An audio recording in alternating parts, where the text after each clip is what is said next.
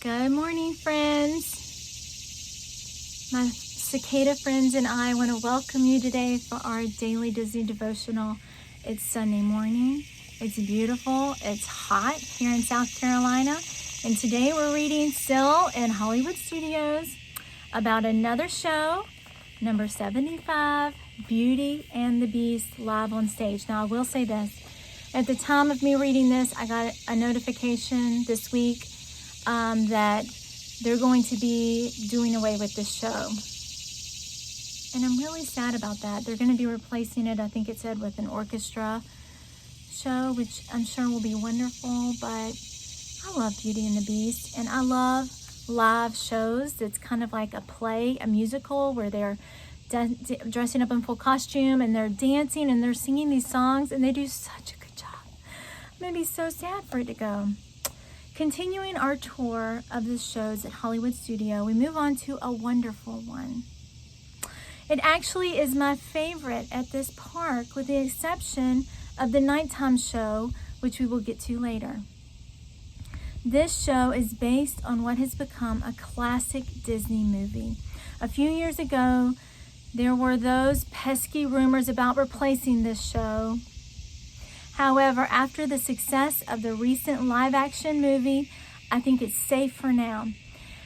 It would make me very sad if the show went away. It's always great, even though I've seen it numerous times before. Let's discuss Beauty and the Beast, the live on stage. Beauty and Beast opened in Hollywood Studios on November 22nd, 1991. On exactly the same day the film made its box office debut. The show was supposed to be temporary, lasting as long as the movie, but the show garnered immense popularity and was given the indefinite green light. The show takes place on a 1,500-seat theater and lasts 25 minutes. It is a mini version of the movie, highlighting the best songs and action from the film. The Beauty and the Beast film that the show is based on was the first ever animated film nominated for the Best Picture Oscar. It was also the first Disney film to become a Broadway musical in 1994. Walt Disney actually considered making this famous story into a film way back in the 1930s, but it never materialized. The first run of this show at the studios featured 5 of the popular movie songs, but they were in no particular order. Really? It was sort of random showcasing of the music, and then in 2001, the show was tweaked and changed to reflect more the order of the film. The show was even featured on an episode of the Oprah Winfrey Show. 3 of the 5 songs featured in the show and movie are actually nominated for the Best Song Oscar. They are Belle, Be Our Guest, Beauty and the Beast, the last of which won the award. The film also won an Oscar for the Best Musical Score. A fun fact from the original film: when Maurice gets lost near the beginning of the film, there is a sign in the woods pointing in several directions. If you look close and squint, one of the signs says Anaheim, a nod to the home of Disneyland.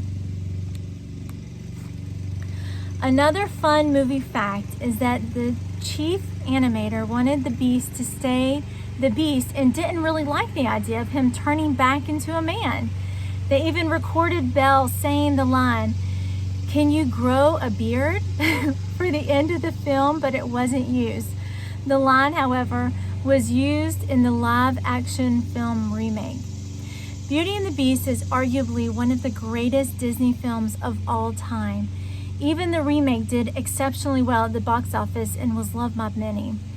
It is a great story that comes with a complete and wonderful music, singing, and humor. If you've never seen it, you definitely have a movie to watch. In the film, the Beast has the goal of getting Belle to love him, even though he is hideous and scary on the outside. This leads to our spiritual thought of the day, which is, we've alluded to before, we're all different on the outside. God made us that way. Y'all, this is so applicable for right now and the times that we're living in. We all look different.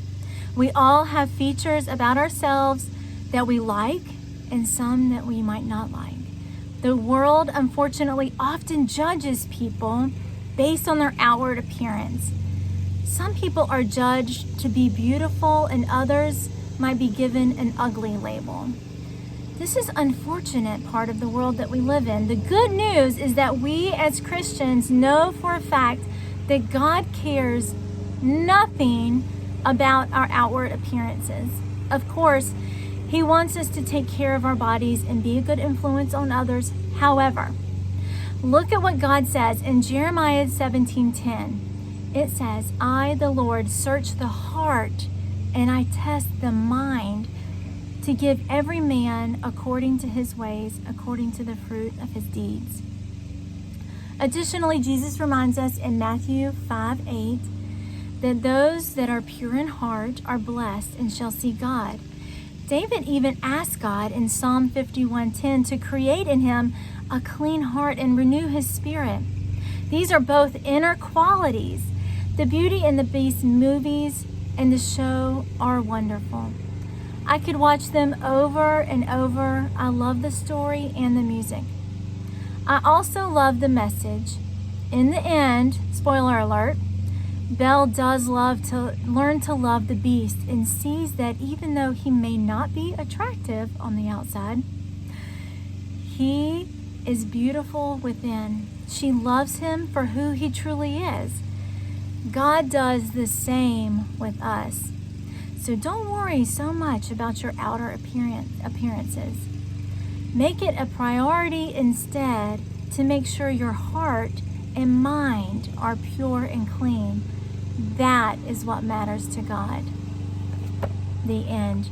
Wow, that was a great story. That was a great lesson about a great show that I'm going to miss so much. Bye, guys. Talk to you later.